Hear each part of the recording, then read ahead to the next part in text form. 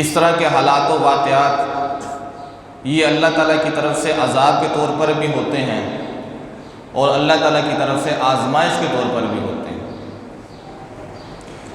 اللہ تعالیٰ نے قرآن مجید میں حضرت ہود علیہ السلام کا تذکرہ کیا اور ان کی قوم عاد کا تذکرہ کیا۔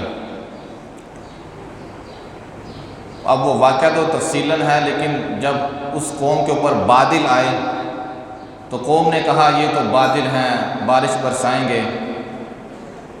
تو پیغمبر نے کہا نہیں، یہ بادل نہیں، یہ ایک ہوا ہے جس میں عذاب ہے، ریح فیہا عذاب علیم، اور یہ ہوا ایسی ہوگی جو تمہاری ہر چیز کو تباہ کر کے رکھ دے گی۔ ما تذر من شیء اتت علیہ الا جعلتہ کالرمیم، یہ ہوا جہاں جہاں سے گزرے گی وہاں وہاں تباہی مچاتی جائے گی، اور یہ ہوا ان کے اوپر 7 راتیں اور 8 دن مسلسل چلتی رہی۔ اتنی سخت ہوا مسلسل چلتی رہی، یہ اللہ کا عذاب ہے۔ اور اللہ تعالیٰ کی طرف سے آزمائش کے بھی حالات و واقعات پیدا ہوتے رہتے ہیں۔ جیسے حضرت عمر فاروق رضی اللہ تعالیٰ عنہ کا دور خلافت تھا تو طاعون ایک وبا پھیل گئی، جس طرح ہمارے ہاں کرونا کچھ عرصہ قبل پھیلا تھا، طاعون بھی ایک وبا تھی جو ملک شام کے اندر پھیل گئی، طاعون امواس۔ وہاں یہ پھیل گئی، وبا پھیل گئی۔ زمانہ کس کا ہے؟ حضرت عمر فاروق کا، صحابہ کا زمانہ۔ نبی علیہ السلام کی وفات کو تو بھی چند سال گزرے ہیں۔ 18 ہجری کا واقعہ ہے اور حضرت عمر فاروق رضی اللہ تعالیٰ عنہ کو دور خلافت ہے۔ نبی علیہ السلام کی وفات 11 ہجری کو ہوئی، یعنی صرف 7 سال کا فرق ہے۔ اور یہ ایسا یہ وبا تھی، ہزاروں صحابہ اس میں فوت ہوئے تھے، ہزاروں، اور بڑے بڑے صحابہ۔ حضرت ابو عبیدہ بن جراح رضی اللہ تعالیٰ عنہ یہ فوت ہو گئے اس کے اندر۔ یہ نبی علیہ السلام کے عظیم اصحاب میں سے، 10 مبشرہ میں سے تھے۔ نبی علیہ السلام کے ایک بڑے لاڈلے صحابی تھے حضرت معاذ بن جبل رضی اللہ تعالیٰ عنہ۔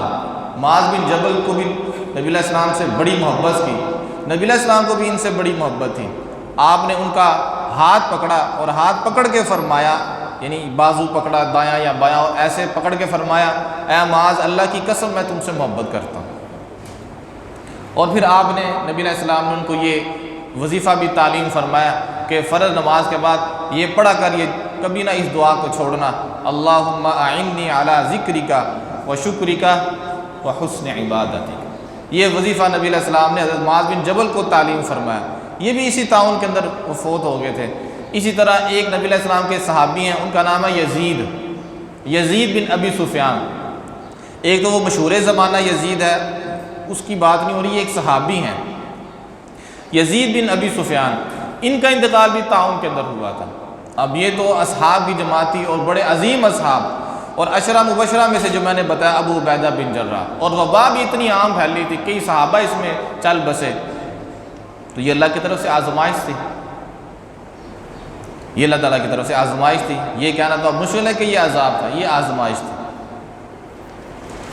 اس طرح اب یہ جو واقعہ رونما ہوا اتنا بڑا اور اتنی بارشیں ہوئیں، 75 سالہ ریکارڈ دبئی کا ٹوٹ گیا ہے۔ جو بارش 1.5 سال تک ہو سکتی تھی مسلسل، وہ صرف چند دنوں کے اندر ہو گئی، اتنی زیادہ یہ بارش ہوئی ہے۔ اب یہ کیا ہے؟ یہ کوئی اللہ تعالیٰ کی طرف سے عذاب ہے یا اللہ تعالیٰ کی طرف سے آزمائش ہے؟ تو جو برے لوگ ہیں ان کے لیے تو عذاب ہے، بروں کو اللہ بہتر جانتا ہے، بروں کے لیے کیا ہے؟ عذاب۔ اور جو نیک لوگ ہیں ان کے لیے آزمائش ہے، اور نیکوں کو بھی اللہ ہی بہتر جانتا ہے۔ بروں کے لیے عذاب ہے اور نیکوں کے لیے آزمائش ہے۔ ظاہر آزمانا تو اللہ کا ایک سلسلہ چلتا رہتا ہے، اللہ تو پیغمبروں کو بھی آزماتے ہیں، نیک لوگوں کو بھی آزماتے ہیں، لیکن اللہ کا جو عذاب ہے وہ برے لوگوں پر ہی آتا ہے۔ اس کا شکار ہو سکتے ہیں نیک لوگ، لیکن عذاب ہوتا برے لوگوں کے لیے۔ ایسی صورتحال کے اندر ہمیں کیا کرنا چاہیے؟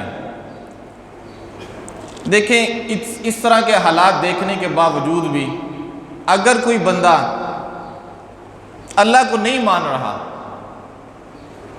تو اس کی عقل پر صرف ماتم ہی کیا جا سکتا ہے کہ جس نے اتنی بڑی قدرت دیکھی کہ کیسے بارشیں ہوئیں اور سارا نظام جو ہے وہ دھرم برم ہو گیا، اس کے باوجود بھی اگر اس کو اللہ نہیں سمجھ آ رہا، اس کو اللہ کا پتہ ہی نہیں چل رہا کہ اس کو بھی کچھ چلانے والا ہے، تو یہ بہت افسوس کی بات ہے۔ اس میں سبق ہے ان لوگوں کے لیے جو اللہ کو مانتے نہیں ہیں، کہ وہ دیکھیں کہ اللہ کیا ہے۔ قرآن مجید میں اللہ نے بارش کا بڑا تذکرہ کیا، بڑا ہی تذکرہ کیا بارش کا، اور بارش کا تذکرہ اپنی قدرت سمجھانے کے لیے کیا، اپنا آپ کے لیے کہ میں ہوں، اور یہ بتانے کے لیے کہ قیامت بھی ہے۔ جس طرح بارش برستی ہے اور بارش کے برسنے سے مردہ زمین زندہ ہو جاتی ہے، اس طرح ایک وقت آئے گا کہ روحیں آئیں گی اور مردہ جسم بھی زندہ ہو جائیں گے۔ جس طرح مردہ زمین زندہ ہو جاتی ہے، اللہ تعالیٰ بارش کا تذکرہ فرماتے ہیں، ساتھ ہی فرماتے ہیں کذالک تخرجون، اسی طرح تم نکالے جاؤ گے قبروں سے، کذالک النشور، اس طرح تم قبروں سے اٹھائے جاؤ گے، کذالک الخروج، اسی طرح تم نکال لے جاؤ گے۔ بارش کا تذکرہ کرنے کے بعد اللہ پھر قیامت کا تذکرہ کرتے ہیں کہ جس طرح بارش تم دیکھو نا غور کرو تو تمہیں سمجھ آ جائے گی، جس طرح مردہ زمین زندہ ہوتی ہے اس طرح تم بھی زندہ ہوگے۔ جس نے زمین و آسمان کو پیدا کر دیا وہ مردوں کو بھی دوبارہ زندہ پیدا کر لے گا۔ جس نے پہلی دفعہ انسانوں کو پیدا کر دیا وہ ان کے مرنے کے بعد بھی دوبارہ زندہ کر لے گا، اس کے لیے تو کوئی مشکل نہیں ہے۔ ما خلقکم ولا بعثکم الا کنفس واحدہ، پوری کائنات کو پیدا کرنا اور پوری کائنات کو پیدا کر کے مار کے پھر دوبارہ پیدا کرنا، اللہ فرماتے ہیں میرے لیے ایسے ہے جیسے ایک انسان کو پیدا کرنا ہے تو سارے ایک ہی جیسے نا، فنکشن تو سب کے ایک ہی ہے نا، اس میں تو کوئی فرق نہیں ہے۔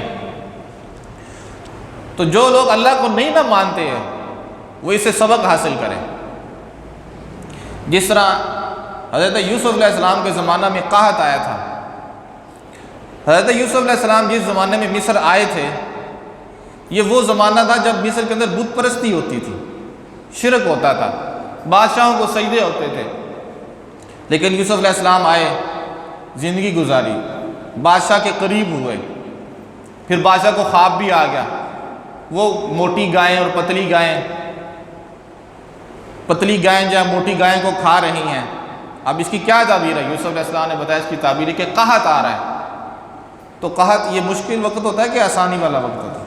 تو مشکل وقت ہوتا ہے، بھوک پڑ گئی، قحط آئے گا، بارشیں بھی پھر زیادہ ہوں گی۔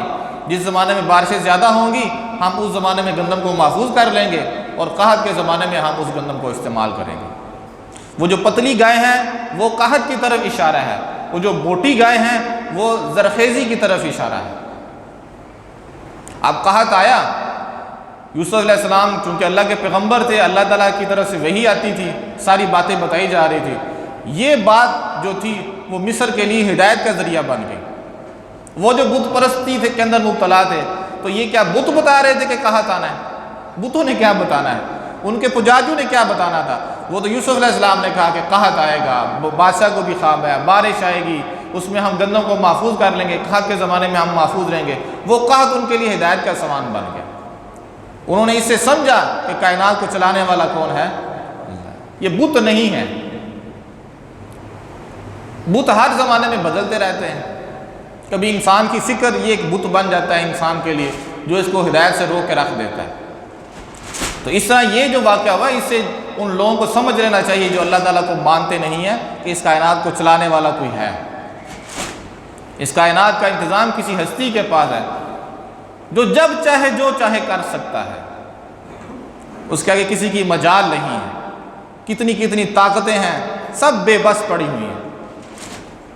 تو جو نہیں مانتے نا اللہ کو، ان کو چاہیے کہ وہ اس سے سبق حاصل کریں، اور جو مانتے ہیں اللہ تعالیٰ کو اللہ کی توفیق کے ساتھ، اللہ پر ایمان ہے، ان کو چاہیے کہ وہ نیکی کی طرف اور آگے بڑھیں، اپنی زندگی کے اوپر نظر کریں کہ ہم کون سی اللہ کی نافرمانی کر رہے ہیں۔ نبی علیہ السلام کی عادت مبارکہ یہ تھی، آپ کا تو مقام ہی کیا ہے، جب کبھی تیز آندھی آتی تھی تو آپ فوراً مسجد کی طرف چل پڑتے تھے، دوڑ پڑتے تھے مسجد کی طرف۔ حالانکہ اللہ تعالیٰ نے تو آپ کو معاف کیا ہوا ہے، آپ تو معصوم عن الخطا ہیں، مسجد کی طرف دوڑ پڑتے تھے۔ اور اللہ نے قرآن مجید میں یہ بات ارشاد فرمائی ہوئی ہے کہ میرے نبی آپ جہاں موجود ہوں گے وہاں عذاب نہیں آئے گا، وما کان اللہ لیعذبہم وانت فیہم، اے میرے نبی جب آپ موجود ہوں آپ عذاب نہیں ہوگا، اور ان لوگوں پر بھی عذاب نہیں آئے گا جو اللہ سے ہر وقت استغفار کرتے رہتے ہیں، ان پر بھی عذاب نہیں آئے گا۔ تو نبی علیہ السلام کے بارے میں یہاں تک فرمایا گیا کہ آپ ہوں تو عذاب نہیں آتا، لیکن جب کبھی آندھی آتی، تیز ہوائیں آتی، تو فوراً مسجد کی طرف آپ دوڑ پڑتے اور وہاں جا کے اللہ تعالیٰ سے مناجات کرتے، عبادت کے اندر مشغول ہو جاتے۔ تو حضرت عائشہ صدیقہ رضی اللہ تعالیٰ عنہ نے فرمایا یا رسول اللہ آپ کو تو اللہ نے معاف کر رکھا ہے، آپ کو تو اللہ نے معاف کر رکھا ہے، آپ ایسا کیوں کرتے ہیں؟ آپ نے فرمایا مجھے ڈر لگتا ہے کہ یہ جو ہوائیں آ رہی ہیں یہ ہوائیں وہی ہوائیں نہ ہوں جو اللہ نے قوم عاد کے اوپر بھیجی تھی۔ اتنی عاجزی آپ نے اختیار کی، اور پھر آپ نے فرمایا کیا میں اللہ کا شکر گزار بندہ نہ بنوں جس نے مجھے اتنی نعمتیں دی ہیں اور میری غلطیوں سے درگزر فرمایا، مجھے معاف کر دیا، مجھے پیغمبر بنا دیا، آخری نبی بنا دیا۔ تو اس وقت نبی علیہ السلام کی عادت مبارکہ یہ ہوتی تھی کہ جب تیز آندھی آتی تھی تو فوراً کس طرف دوڑتے تھے؟ مسجد کی طرف۔ اس لیے ایسے حالات میں مسلمانوں کو اللہ کی طرف دوڑنا چاہیے۔ یہ کام کرنے والا کون ہے؟ اللہ ہے۔ یہ بارشیں اللہ نے برسائی ہیں، یہ اللہ کے حکم سے برسی ہیں، اللہ کے حکم کے بغیر ایک پتا بھی نہیں ہل سکتا۔ جو کچھ ہو رہا ہے یہ ہمارے رب کے حکم سے ہو رہا ہے، اس کے علم کے اندر ہے سب کچھ، ازل سے اس کے علم کے اندر ہے، کوئی چیز اس کے علم سے باہر نہیں ہے، ہر چیز کے اوپر اس کو قدرت ہے اور ہر چیز اس کے علم کے اندر ہے، وہ جو چاہے جب چاہے کر سکتا ہے۔ تو نبی صلی اللہ علیہ وسلم کی عادت مبارکہ یہ تھی کہ جب آپ کے زمانے میں ایسے حالات آتے تھے تو آپ فوراً جہاں مسجد کی طرف دوڑتے تھے۔ تو اس لیے اہل اسلام کو بھی یہ چاہیے کہ ایک تو وہ جو مسلمان بھائی پریشان ہیں ان کے لیے دعائیں بھی کریں اور مسجد کی طرف اپنا رخ موڑیں۔ اور آپ اتنی بات تو آپ بھی جانتے ہیں کہ فحاشی اور عریانی کا وہ ایک طرح سے اڈا بنا ہوا ہے۔ مشہور ہے کہ جس نے فحاشی میں عریانی کرنی ہے، عیش و عشرت کرنی ہے، بس وہاں چلا جائے۔ تو پھر اللہ اپنا آپ دکھاتا ہے، بھولے ہوئوں کو جگاتا ہے اللہ تعالیٰ۔ قرآن مجید میں اللہ کا ارشاد ہے وَلَنُذِيقَنَّهُم مِّنَ الْعَذَابِ الْأَدْنَىٰ دُونَ الْعَذَابِ الْأَكْبَرِ لَعَلَّهُمْ يَرْجِعُونَ، ہم بڑے بڑے عذابوں سے پہلے چھوٹے چھوٹے عذاب بھی چھوڑتے ہیں تاکہ لوگوں کا یہ ٹھیک ہو جائے دماغ، وہ جو شیطان کی طرف گیا نا ادھر سے واپس آ کے اللہ کی طرف متوجہ ہو جائے۔ ہم دکھاتے ہیں اپنا آپ، سنریہم آیاتنا فی الآفاق وفی انفسہم حتی یتبین لہم انہ الحق، ہماری یہ عادت ہے کہ ہم اس دنیا کے اندر اپنی قدرت کی نشانیاں دکھاتے رہتے ہیں یہاں تک کہ لوگوں کے اوپر واضح ہو جاتا ہے کہ اس کائنات کو چلانے والا کوئی ہے، کوئی ایسی ذات ہے جس نے اس کائنات کو بامقصد پیدا کیا۔ اگر کسی نے آنکھیں بند کر لیں اب یہ اس کی غلطی ہے، اللہ نے تو اپنا آپ دکھایا ہے۔ مشہور ہے نا کہ جو بندہ سویا ہوا ہو اس کو تو جگایا جا سکتا ہے، ستے بندے نو جگایا جا سکتا ہے، لیکن ایک اور بندہ بھی ہوتا ہے جسے کہتے ہیں کیس وٹی، جس نے کیس وٹی ہے۔ تو کیس وٹی، جس نے کیس وٹی ہوئی ہے اس کو آپ جگائیں تو جاگ جائے گا؟ اس نے تو ارادہ کیا میں نے جاگنا ہی نہیں، تو سویا بندہ تو جاگ جائے گا، لیکن جس آدمی نے کیس وٹی ہوئی ہے انہوں نہیں جگایا جا سکتا، بس کپڑا اوپر کیا بس نہیں اٹھنا۔ تو اللہ تو اپنی قدرت کی نشانیاں دکھا رہا ہے، دکھاتا رہے گا کہ میں ہوں، اس لیے کہ اس کائنات کی سب سے خوبصورت تعبیر اللہ ہی ہے، اللہ کے بغیر مسئلے نہیں حل ہو سکتے۔ یہ سورج کون نکالتا ہے؟ چاند کس کے حکم پہ چلتا ہے؟ زمین کا نظام کون چلا رہا ہے؟ آسمان کس کے حکم سے قائم ہے؟ سمندروں کا نظام کون چلا رہا ہے؟ اللہ ہی اللہ ہے۔ انسان کو کس نے پیدا کیا ہے؟ انسان کی آنکھوں کا، انسان کے کان کا، انسان کے ناک کا، اس کے اندر طاقتیں، قدرتیں، یہ کس نے پیدا کی ہیں؟